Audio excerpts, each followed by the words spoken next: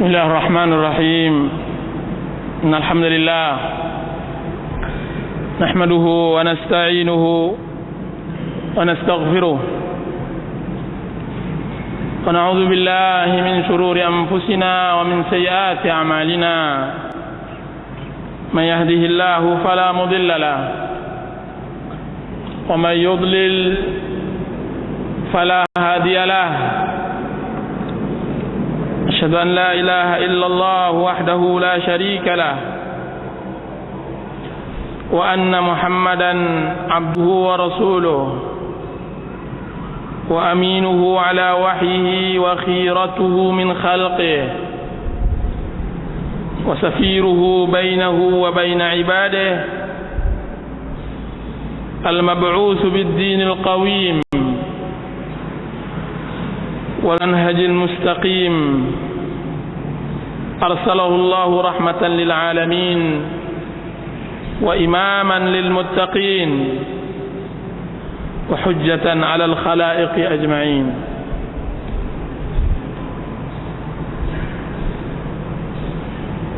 Ikhwan dan akhwat yang dirahmati oleh Allah Azza wa Jalla,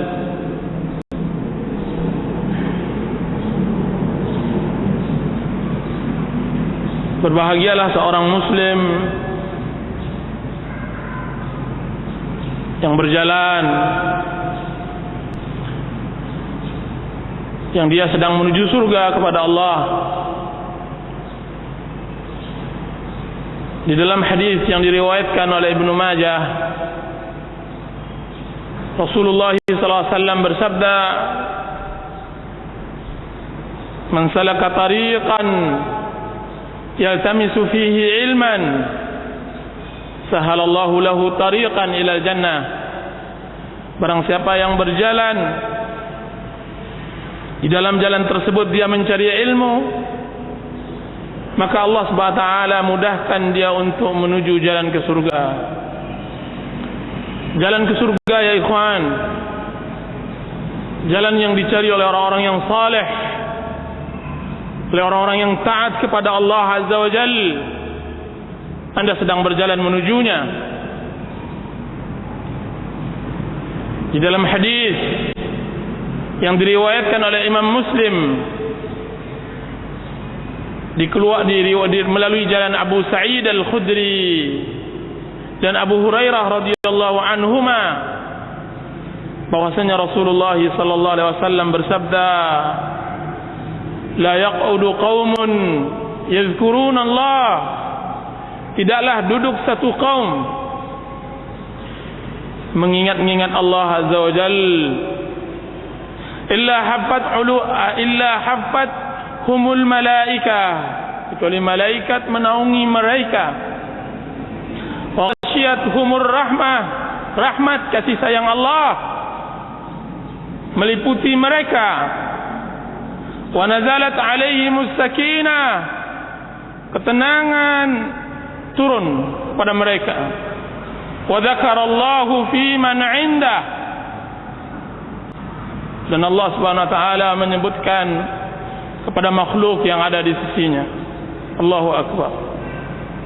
Antum sangka mudah Allah Subhanahu wa taala menyebut seorang muslim di arsy, di langit ketujuh?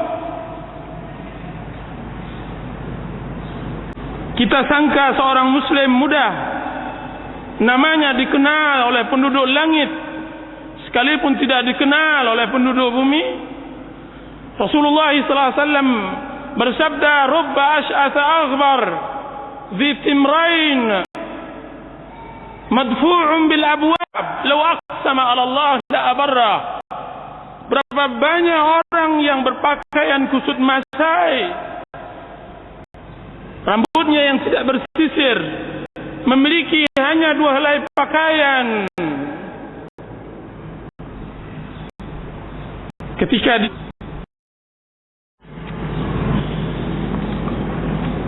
para ikhwan dan akhwat yang dirahmati oleh Allah Subhanahu wa taala,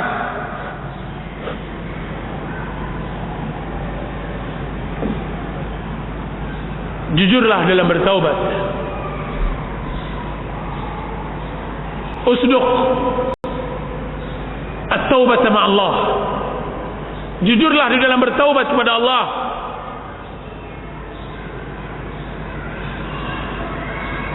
Di antara tanda taubat yang benar, dan ini juga kita terangkan di dalam buku ini, di antara taubat yang benar adalah perasaan rendah diri di dalam hati, kemudian pengagungan terhadap Allah Azza wa Jalla. Orang yang jujur bertaubat kepada Allah adalah orang yang menyempurnakan ibadahnya kepada Allah. Sempurnanya ibadah seseorang dengan dua hal: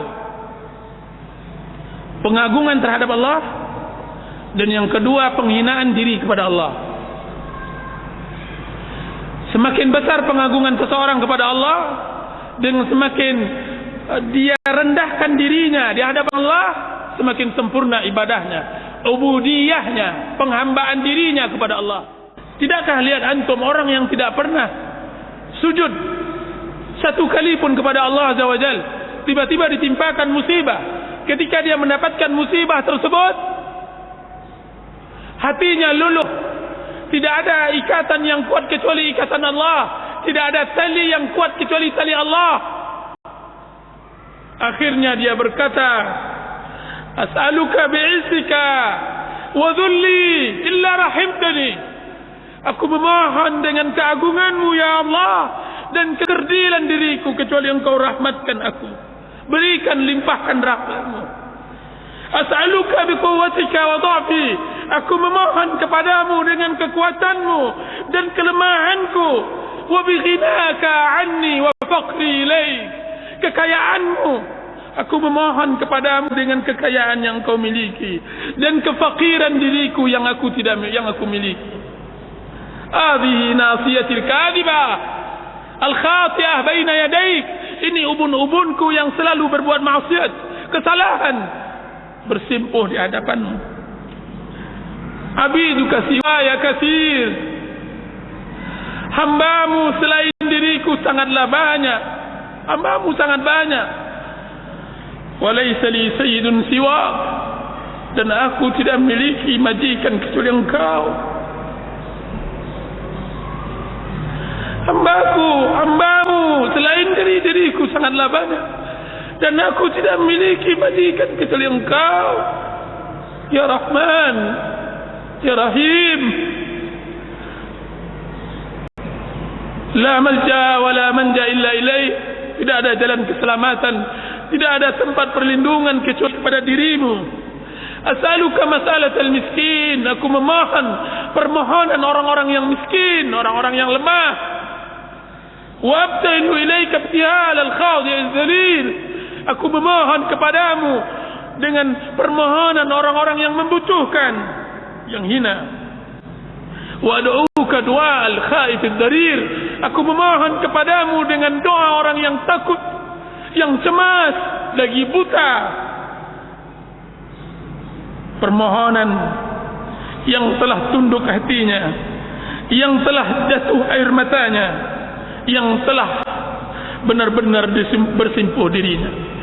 Antum tidaklah lihat bagaimana nikmatnya beribadah kepada Allah dengan dua hal tadi: penghinaan diri kepada Allah dan penghinaan diri kepada Allah dan pengagungan Allah Azza wa Jalla. Periksalah seluruh doa di dalam sunnah Rasulullah, di dalam Al-Quran dan hadis, maka kedua-duanya ada dalam hal ini.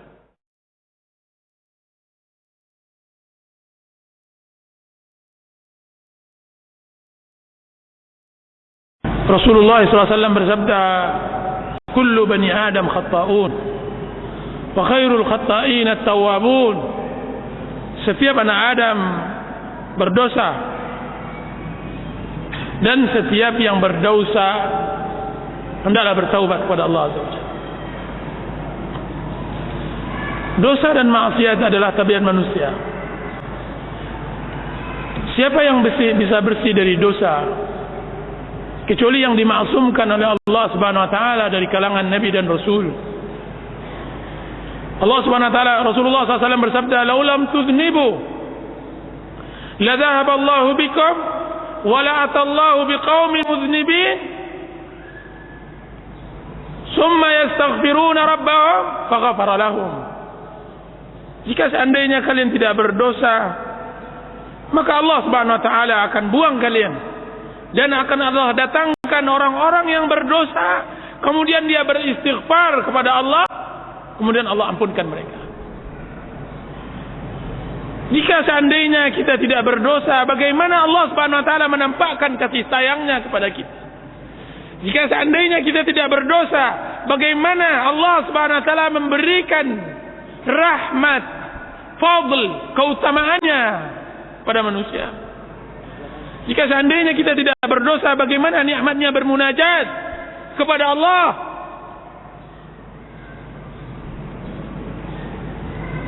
Adam alaihi salam, kedudukannya lebih baik setelah dia melakukan berdosa daripada sebelum melakukan berdosa. Kedudukannya lebih baik setelah berdosa daripada sebelum berdosa.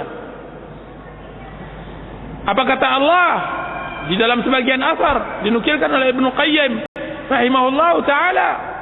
Wahai Adam, dahulunya engkau datang kepada aku sebagaimana datangnya raja kepada raja.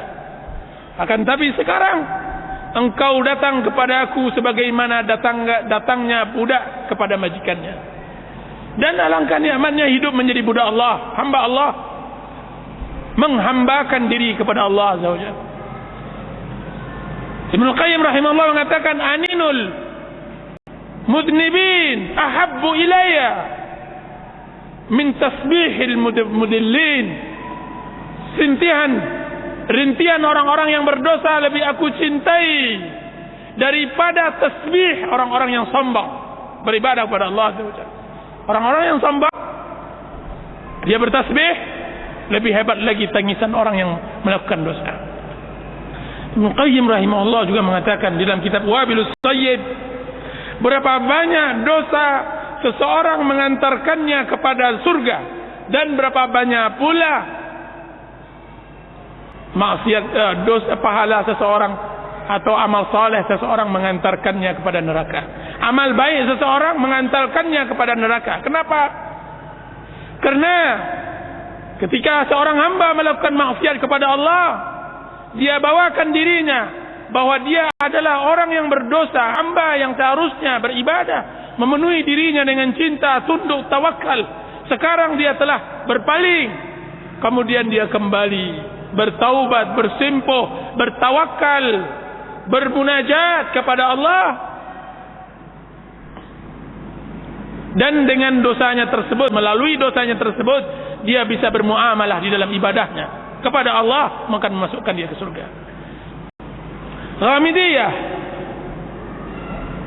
yang datang kepada Rasulullah sallallahu alaihi wasallam, yang dia mengatakan, ya Rasulullah, inni zanaitu fatahhirni. Ya Rasulullah, inni hubla minaz zina fatahhirni. Ya Rasulullah, sungguhnya aku hamil, sesungguhnya aku hamil dari zina, maka sucikan diriku. Ghamidiyah. Terus apa yang terjadi? Rasulullah SAW menolak, tidak melihat. Datang lagi wanita tersebut, dia mengatakan, ya Rasulullah, tahirni, sucikan diriku. Balik lagi dia ke sini, dia sucikan. Ya Rasulullah, saya mengerti bahwa engkau akan menolakku sebagaimana engkau tolak Ma'iz. Rasulullah SAW menolak Ma'iz. Apa kata Rasulullah SAW? Tidak, aku tidak akan tegakkan sampai engkau melahirkan. 9 bulan Ghamidiyah tersebut dipecut oleh maksiatnya, dibelut oleh zina dan perbuatan fahishahnya kepada Allah Azza wa Jalla. Akan tapi pecutan maksiat tersebut mengantarkannya untuk bertaubat kepada Allah. 9 bulan dia datang lagi kepada Rasulullah. Dia bawa bayi tersebut, kemudian dia mengatakan, ya Rasulullah, ini bayi saya, anal mar'atul lati ji'tuka wa kuntu hubla minaz zina. Akulah wanita yang dahulunya datang kepada engkau yang mengatakan aku berzina, kemudian sucikan aku. Ini dia anakku ya Rasulullah, sucikan diriku. Panas maksiat masih membakarnya, hararatul maksiyah masih membakarnya, sehingga dia terus terpaku atas maksiat tersebut dan bertaubat kepada Allah. Apa kata Rasulullah? Tidak, hatta taftimih, sampai engkau menyapih anak bayi tersebut. Pulang lagi dia dalam keadaan keputus asa, dalam keadaan kesendirian, kesedihannya, karena dia sudah bosan dengan kekotoran badannya. Dia hendak mensucikan dirinya kepada Rasulullah. Kemudian 2 tahun lebih dia menyapi anak tersebut, dan untuk ketiganya dia enggak mau ditolak. Dia tidak mau ditolak. Diambilnya potongan roti, kemudian diletakkan ke tangan anak tersebut. Kemudian dia datang lagi, ya Rasulullah, saya wanita yang dahulunya datang kepada engkau berzina, kemudian engkau suruh aku pulang, kemudian engkau katakan harus dilahirkan dahulu, kemudian engkau pulangkan lagi saya, kemudian ini dia.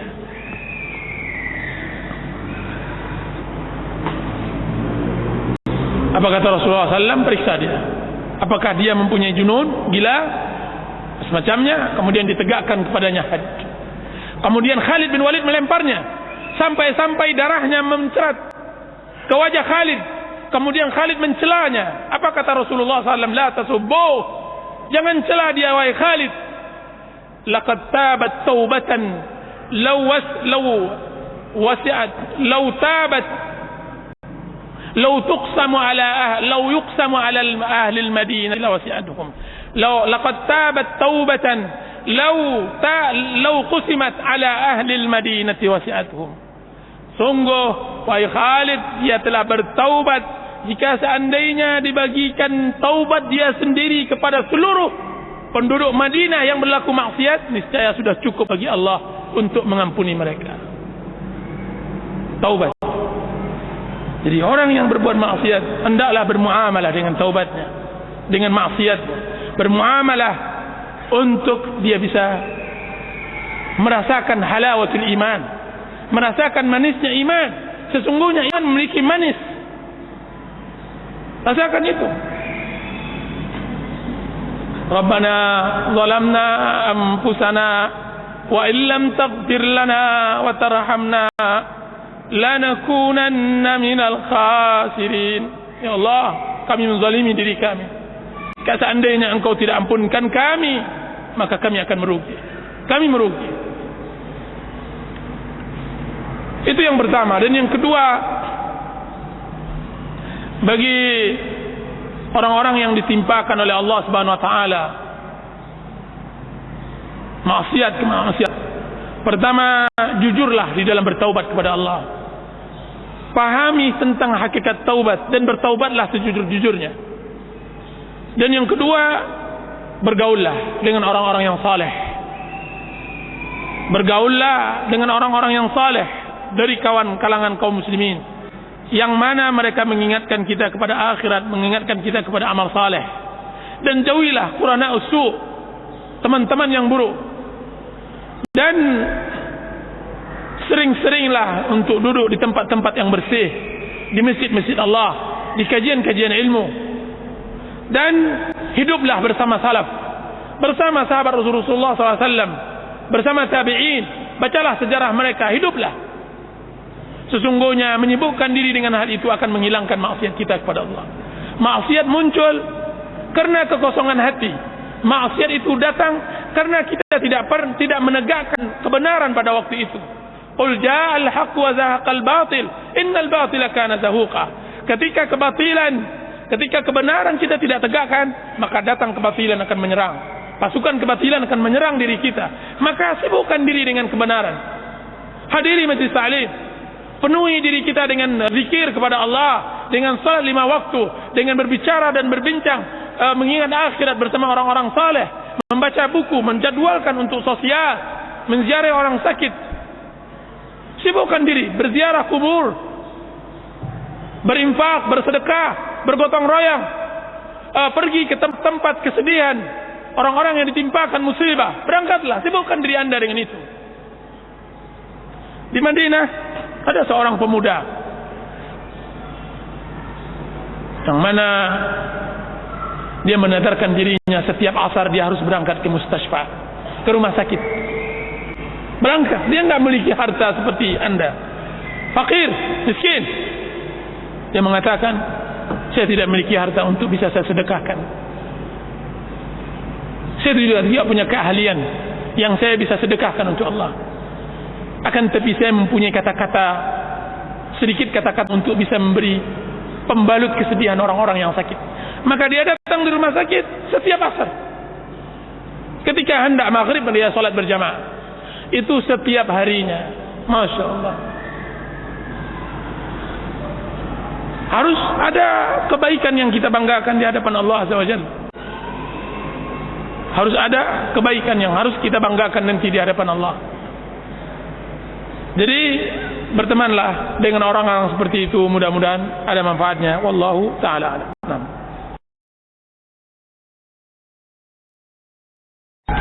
Pertama saya katakan bahwa waktu-waktu yang mustajab ketika kita hendak belajar beribadah. Saya mengatakan belajar beribadah dari doa. Belajarlah kita beribadah dari doa. Kemudian kita tingkatkan dari salat dan semacamnya. Sulit kita salat khusyuk. Dan dia adalah zaman akhir. Bagaimana Rasulullah SAW katakan akan datang nanti di akhir zaman. Sebanyak itu orang salat, sebanyak itu pula yang tidak ada yang khusyuk. Sebanyak itu pula yang tidak khusyuk. Bagaimana khusyuk? Hati masih kuat ikatannya dengan dunia, dengan harta. Maka jika seandainya kita mulai dari doa, maka alangkah mudahnya untuk belajar beribadah dari doa. Maka cari waktu-waktu yang mustajab. Ibnu Qayyim rahimahullah mengatakan, orang yang berdoa persis seperti orang yang memanah. Orang yang memanah, pertama harus ada sasaran. Yang kedua harus ada panah yang lurus, panah yang lurus, busur yang benar. Dan yang ketiga harus ada tenaga yang menarik panah tersebut sehingga dia akan meluncur keras tepat pada sasarannya. 3 syarat ini harus ada dimiliki oleh seseorang untuk dimustajabkan doanya oleh Allah Azza wa Jalla. Maka sasarannya adalah Allah. Sasarannya adalah Allah. Hendaklah dia berdoa kepada Allah Azza wa Jalla dan tidak berdoa kepada selainnya. Karena berdoa kepada selainnya adalah kelemahan, adalah kehinaan. Dan yang kedua, busurnya yang lurus adalah doa yang datang dari Rasulullah SAW. Banyak orang sekarang berdoa, mengarang-arang doanya, tidak sampai, tidak benar. Zaman sekarang musim berdoa, banyak orang berdoa tidak benar doa. Ya Allah, berikanlah aku harta yang banyak. Ya Allah, masukkan anak saya ke sekolah anu dan sekolah anu. Ya Allah, berikan saya istri begini dan subhanallah. Siapa tahu, siapa yang engkau dari mana engkau tahu bahwa kekayaan yang nanti Allah berikan akan memberi manfaat kepada Anda?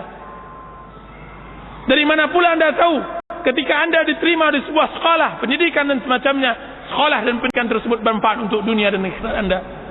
Berdoalah sesuai dengan doa Rasulullah SAW, doa yang ada di dalam Al-Quran atau Sunnah Rasulullah, karena dia adalah busur yang kokoh. Dan cobalah memahami sedikit demi sedikit doa.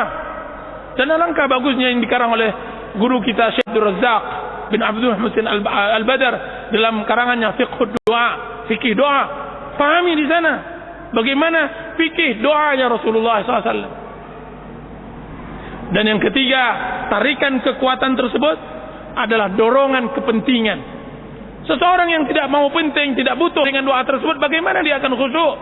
Yang akan bisa dikabulkan oleh Allah Azza wa Jalla benar-benar ada orang terdesak, orang-orang yang memang sangat membutuhkan, orang-orang yang memang sangat menginginkan terrealisasinya doa yang dia sanjatkan tersebut.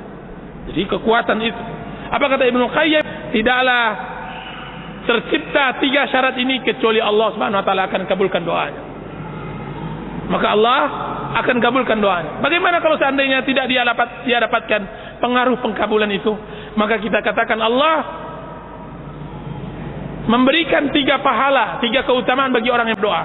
Kalau Allah tidak kabulkan kabulkan, berarti Allah jauhkan musibah setimpal dengan doa yang dia lakukan tersebut. Misalnya, dia berdoa kepada Allah untuk mendapatkan mobil Mercedes. Ya Allah, berikanlah mobil Mercedes. Tetangga sebelah sudah mendapatkan mobil Mercedes pula. Misalnya begitu. Dan bermunajat dan serius dia memintanya. Seorang mukmin kalau tidak dikabulkan, wah, udah 10 tahun saya berdoa Ustaz untuk mendapatkan mobil Mercedes. Jangankan Mercedes, istri memang Fides namanya. Istri dapat, akan tapi Mercedesnya tidak dapat. Maka kita katakan absyir, berita bergembiralah engkau wahai muslim. Kalau tidak Allah kabulkan doa anda, maka Allah akan gantikan dengan musibah yang seharusnya menimpa anda tidak jadi musibah. Ini yang kadang-kadang kita kurang pahami. Kita katakan bahwa jauhnya seseorang dari musibah itu tidak sebuah kenikmatan. Kenapa? Karena kita tidak pernah menghayati. Saya punya kawan, dia mengatakan begini. Apa katanya? Alhamdulillah. Barusan dia baru balik dari kendaraan motor. Qadarullah Ustaz, satu senti lagi kalau seandainya saya tidak kuat pegang. Saya kebetulan ingin mendahului sebuah truk. Tiba-tiba di depan saya truk pengangkat motor yang panjang itu lewat dengan kecepatan kuat, cepat. Kemudian kata dia hanya sejengkal, tidak 1 senti. Kalau seandainya dia tidak kokoh memegang stang motornya, mungkin saya sudah di rumah sakit. Kalaupun saya hidup maka akan keluar 60 juta insyaallah ta'ala. Sekarang alhamdulillah saya selamat. Kita kadang-kadang kurang mensyukuri nikmat 60 juta yang baru diberikan oleh Allah Azza wa Jalla. Dengan apa? Dengan diselamatkan oleh Allah Azza wa Jalla dari musibah tersebut. Anda baru dapatkan uang 60 juta diberikan oleh Allah Azza wa Jalla. Dari mana itu? Qadarullah, mungkin dari doa yang kita inginkan. Tender yang seharusnya pecah 60 juta cair, kiranya tidak cair-cair juga. Kiranya 60 juta yang itu. Istri bersama anak-anak berangkat. Kita di rumah. Tiba-tiba dia menelpon, alhamdulillah habis. Helmnya pecah, tapi alhamdulillah sehat. Kalau seandainya kena kepalanya pecah, berapa dia harus membiayai istrinya untuk mengembalikan kepala istrinya tersebut? Subhanallah. Jadi dijauhkan dari musibah adalah sebuah kenikmatan yang harus kita syukuri. Jadi berdoa kepada Allah dengan 3 syarat tersebut, mudah-mudahan kita bisa sarah lebih dari itu. Masya Allah.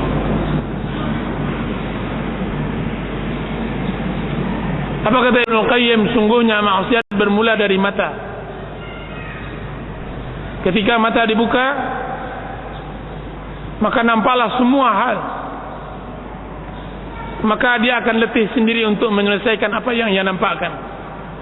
Mata ini ketika dia melihat semuanya, maka dia akan letih.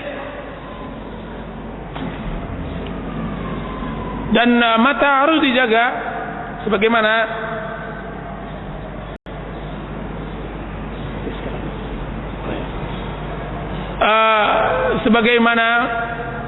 yang diperintahkan oleh Allah Subhanahu wa taala kepada kaum mukminin dan mukminat. Qul lil mu'minina ay yaghuddu min absarihim wa yahfazu furujahum. Katakan kepada kaum mukminin untuk menjaga mata mereka, yughad. Dan ini musibah di zaman kita sekarang karena zaman fitnah. Apa kata salaf? Hendaklah zaman sekarang seorang muslim berkhalwat di rumahnya. Akan tapi jika seandainya di rumahnya juga tidak ada maksiat. Kalau seandainya ada maksiat, maka dia keluar dari mulut harimau masuk ke mulut buaya. Kalau seandainya tidak ada di rumahnya maksiat pula, karena maksiat di rumah kadang-kadang lebih berbahaya daripada maksiat di luar. Yang nampak di jalan jauh lebih berbahaya yang nampak di kamar. Maksiat TV, maksiat lain-lainnya yang Masya Allah di zaman fitnah seperti sekarang ini. Apa yang harus dilakukan oleh seorang muslim ketika ditimpakan seperti itu? Pertama adalah menghadirkan kebesaran Allah Azza wa Jalla dalam diri. Besaran. Abdi aja'altani ahwanan nazirina ilaih. Hambaku, apakah engkau menjadikan aku zat yang paling rendah di matamu? Jika seandainya engkau berada sama orang tua engkau tidak akan berani berbuat maksiat. Jika seandainya engkau bersama orang, engkau tidak berani berbuat maksiat. Akan tetapi ketika engkau bersama aku, engkau berbuat maksiat. Engkau letakkan diriku di bawah orang-orang tersebut. Aku mencintai engkau dengan nikmat, sedangkan engkau membenciku dengan maksiat. Aku turunkan kepada engkau kebaikan dan engkau memberiku seluruh keburukan. Jadi menghadirkan kebesaran Allah Azza wa Jal. La tuntur, janganlah lihat apa yang engkau perbuat dari maksiat, akan tapi lihat kepada siapa engkau berbuat maksiat kepada Allah. Tapi lihat kepada siapa engkau berbuat maksiat. Jadi hendaklah mengagungkan keberadaan Allah. Makanya ilmu yang paling tertinggi di dalam agama Islam adalah ma'rifatullah, mengenal Allah, mengenal nama-namanya, menghadirkan itu di dalam kehidupan. Itu satu. Dan yang kedua, memberikan keyakinan kepada kalbu, ke dalam hati, bahwa apa yang dipandang tidak akan bisa mendapatkan kenikmatan, bahkan yang dia dapatkan adalah dosa. Semua dosa, apa yang kita pandang tidak akan memberikan apa-apa, kecuali hanya kesibukan diri untuk memikirkan tersebut dan lalai dari ibadah kepada Allah SWT. Yang kalau seandainya kita tidak lihat tidak merugi, akan tapi dia adalah waswas syaitan. Dia adalah khutuwatus syaitan, langkah syaitan yang menggoda, yang harus kita berlindung kepadanya. Dan yang ketiga, berarti kita ditimpakan oleh sebuah penyakit, yaitu maradus syahawat, penyakit syahwat. Berarti seseorang tersebut ditimpakan penyakit syahwat. Manusia kebanyakannya ditimpa dua penyakit, penyakit syahwat atau syubhat. Orang yang seperti kita ini, yang ditanyakan seperti itu, adalah penyakit, ditimpakan penyakit syahwat. Maka membersihkannya, sabunlah ia dengan istighfar. Kalau memang sulit untuk istighfar, maka panaskan ia dengan bersempuh dan bertawakal kepada Allah Aziz dan Jalal. Jika seandainya juga tidak bisa, maka hendaklah diberikan pembersih. Kalau tidak cukup untuk pembersih pakaian, maka pembersih lantai dengan bersempuh di hadapan Allah Azza wa Jal, dengan mengakui kelemahan diri dan membesarkan dan mengagungkan Allah Azza wa Jalla. Jadi hendaklah seorang muslim benar-benar penyakit hatinya itu harus diobat. Ibnu Qayyim rahimahullah mengarang kitab Al-Jawabul Kafi liman sa'ala an dawa'is syafi, jawaban yang puas bagi orang yang bertanya untuk sebuah obat yang bisa menyembuhkan. Atau dalam karangannya dengan judulnya yang berbeda tapi buku yang sama, yaitu Ad-Da' wa Dawa, obat dan penyakitnya, atau penyakit dan obatnya. Dan itu buku tersebut menerangkan tentang jawaban dari pertanyaan yang ditanya oleh saudara kita ini. Wallahu ta'ala alam. Hendaklah dibaca buku itu.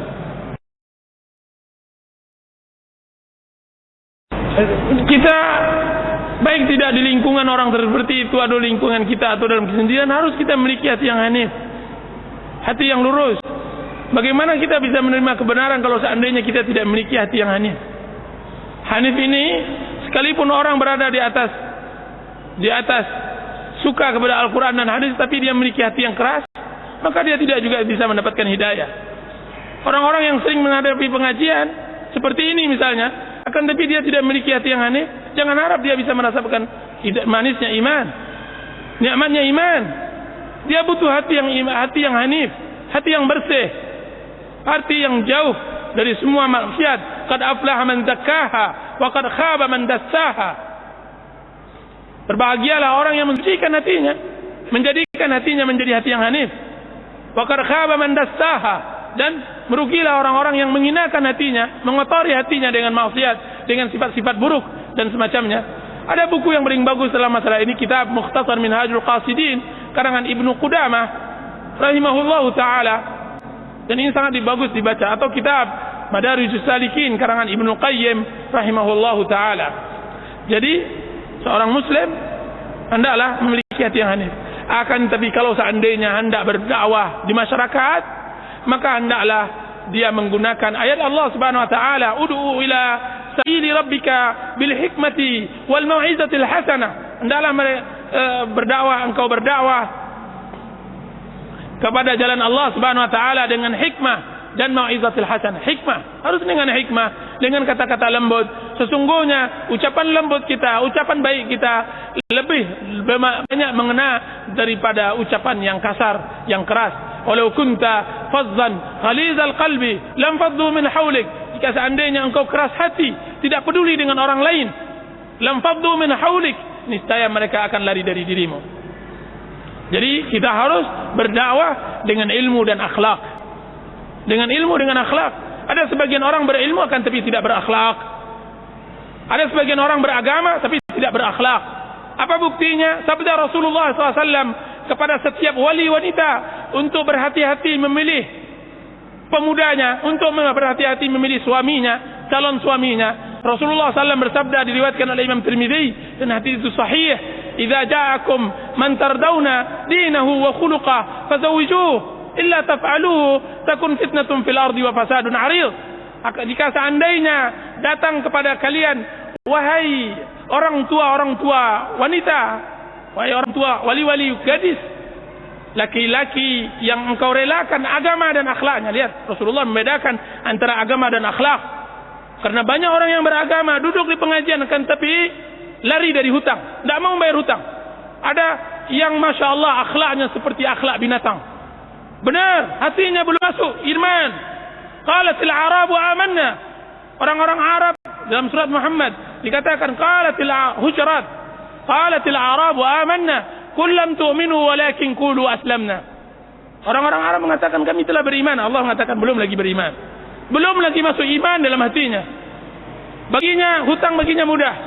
Ada sebagian orang yang sering mengaji akan tapi kasar terhadap istrinya, tidak mengerti tentang hak dan kewajiban, tidak mengerti tentang hak tetangga dan semacamnya. Ada orang yang sering mengaji akan tapi tidak mengerti tentang akhlak yang baik. Dan mudah-mudahan yang hadir di sini tidak ada satupun dari apa yang saya sebutkan ini. Berarti seorang muslim harus pandai agamanya dan baik akhlaknya.